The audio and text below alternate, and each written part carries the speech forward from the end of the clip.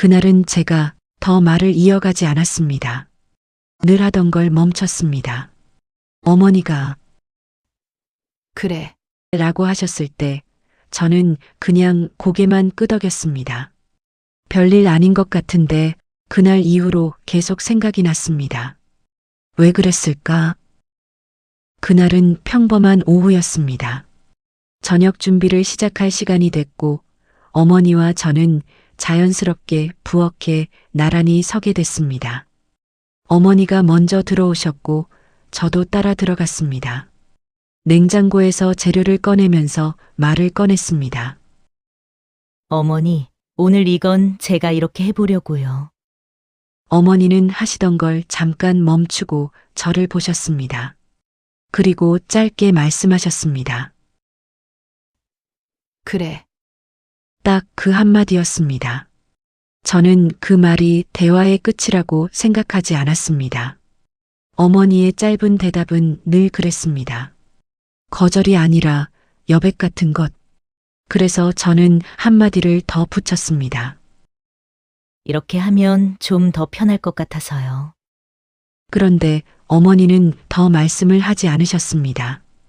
고개를 한번 끄덕이시고 다시 하시던 일을 이어가셨습니다. 평소라면 저는 여기서 또 말을 꺼냈을 겁니다. 어머니는 어떻게 하시는 게 편하세요?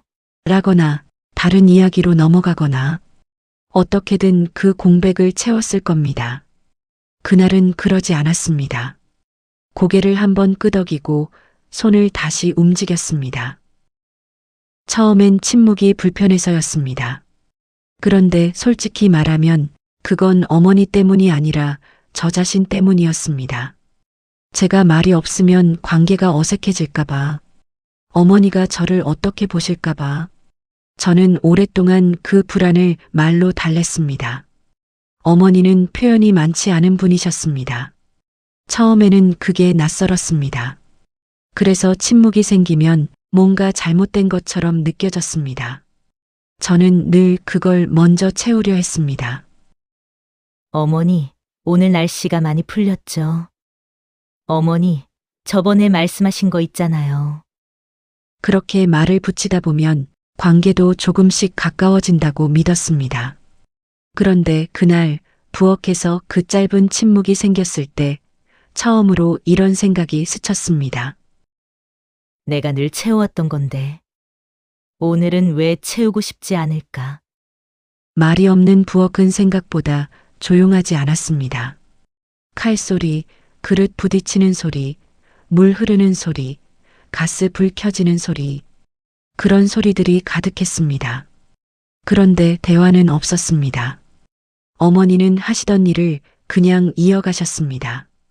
제가 말을 하지 않는다는 걸 의식하시는 것 같지 않았습니다. 저는 그 순간 어머니를 슬쩍 봤습니다. 어머니의 옆모습은 조용했습니다.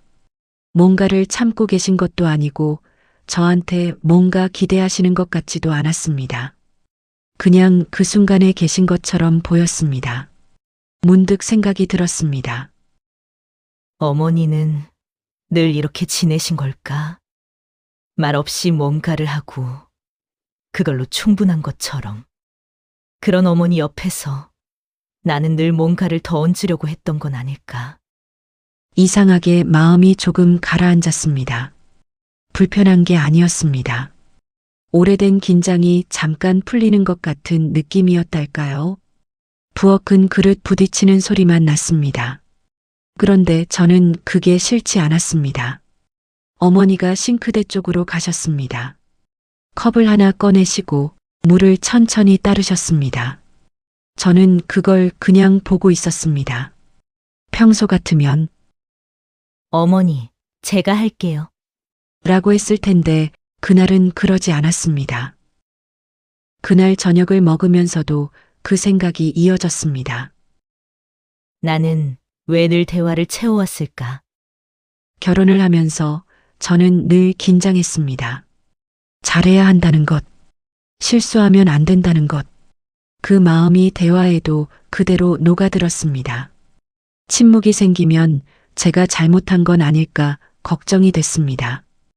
어머니가 말이 없으시면 불편하신 건 아닐까 신경 쓰였습니다. 그래서 저는 먼저 말을 했습니다. 오해가 생기기 전에, 불편함이 쌓이기 전에 제가 먼저 채웠습니다. 그날은 이상하게 더 설명하고 싶지 않았습니다. 그게 저한테는 일종의 방어였던 것 같습니다.